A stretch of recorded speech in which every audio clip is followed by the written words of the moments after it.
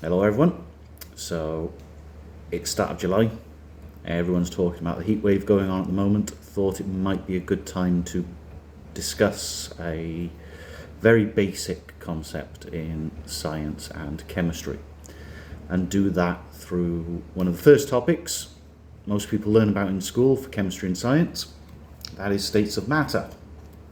To help me get through this heat wave, I've got a frozen bottle of water. Well, half frozen, because it was lying on its side like this. Got ice in the bottom and just some air trapped in the top. And as I hold this, the ice will start melting. You can see some drops of water in there. And one of the first topics normally discussed is states of matter. Solids, liquids and gases are referred to. And I should clarify, these are called the Newtonian states of matter. You may have heard about other ones like plasma and liquid crystals, but these three are the ones that are used to introduce students to this concept of observations and theories. So as far as the ice is in this bottle, what can we see? What can we feel? What can we observe? So in terms of this ice, I can't squeeze it as a solid. Solids, we say they cannot be compressed. And no matter which way I spin this, the ice is keeping its shape stuck to the bottle. The ice does not flow. These are observable facts. That's not a theory. The theory we use to explain what's going on, particle theory. I can't see the individual particles of ice, but I can use that theory to predict the properties of similar substances, of other solids.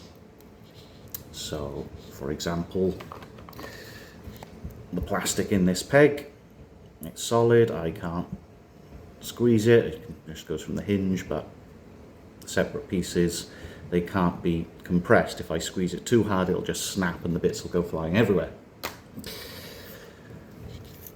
Meanwhile, the gases, so unfortunately the way this is frozen, the gas is fully trapped inside the container.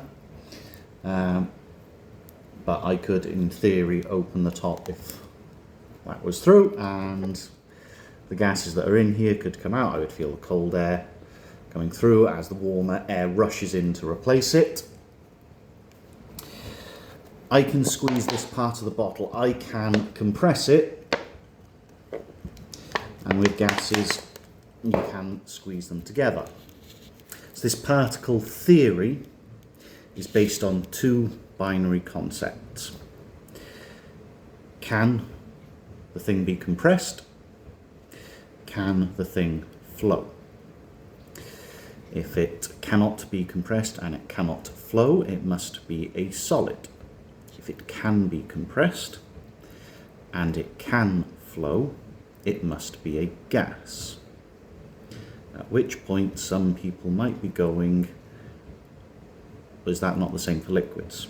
No, and this is a big misconception in chemistry, especially at 14, 15, 16-year-old level. If you've studied it beyond then, this has probably been dealt with. Task for you. Fill up a bottle of water in a normal plastic bottle like this, one that you can squeeze, but completely fill it. Submerge it in a full sink of water so that there is 0 air bubbles left. Then seal it up whilst it's underwater so no air can get back in. Take it out and then squeeze it.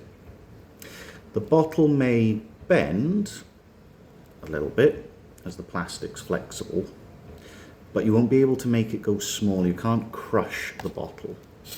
I can crush this bit and reshape it permanently where the gas is,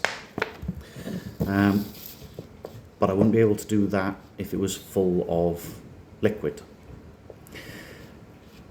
because the particles in a liquid, they are still close together. The catch is that they are all at the bottom, and they will take the shape of the container they're in because they can flow like a gas. No water yet. I'll have to hold on to it for a bit. Maybe I'll come back to it in a moment. So, concept 1, the idea of an observation, a fact, something observable, something measurable. A theory is the why it behaves that way, the explanation, what's going on. In terms of particle theory, you've got a binary concept on 2 criteria, flow and compression. Observation, if it can flow but not be compressed, it must be a liquid. Then we had the solid and gas ones. There are exceptions to these that can bend the rules slightly. And that's perfectly fine in science. All a theory is an explanation that works most of the time. It's not guaranteed to work all the time because we may not have observed everything that is relevant to it yet. And it would be, given how wide the universe, very unlikely we ever do.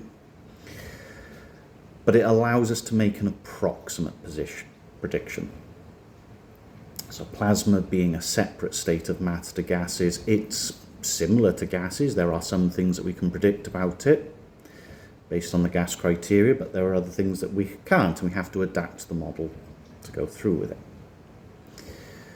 I hope that makes sense on the explanation on the difference between theory and observation or fact.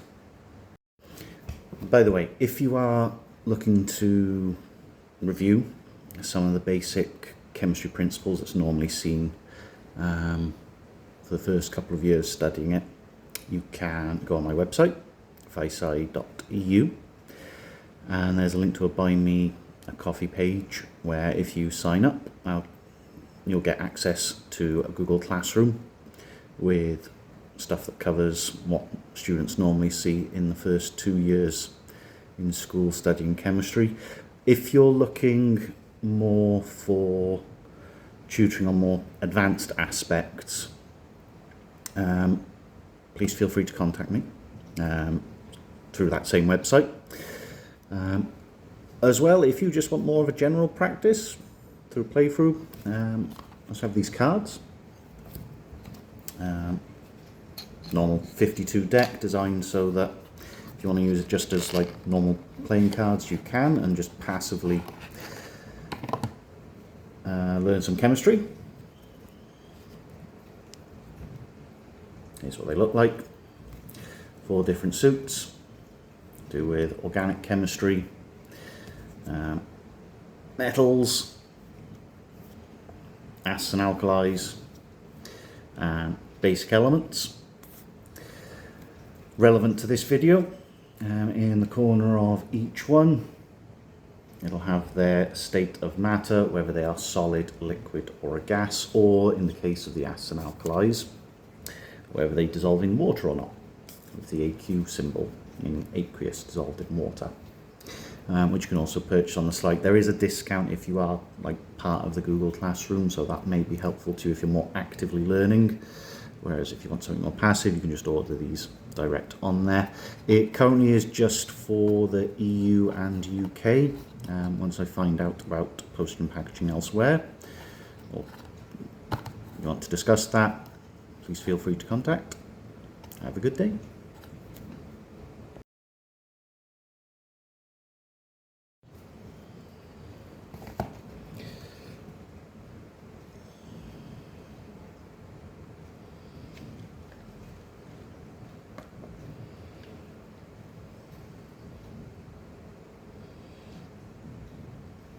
Got some water in the bottom of here now.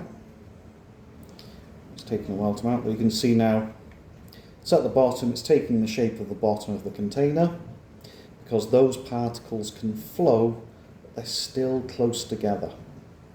Whereas the particles that are in the gas, they move very quickly. They spread out, filling up the whole container.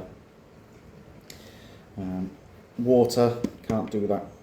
Particles don't have the energy to get away from each other. Hope that makes sense.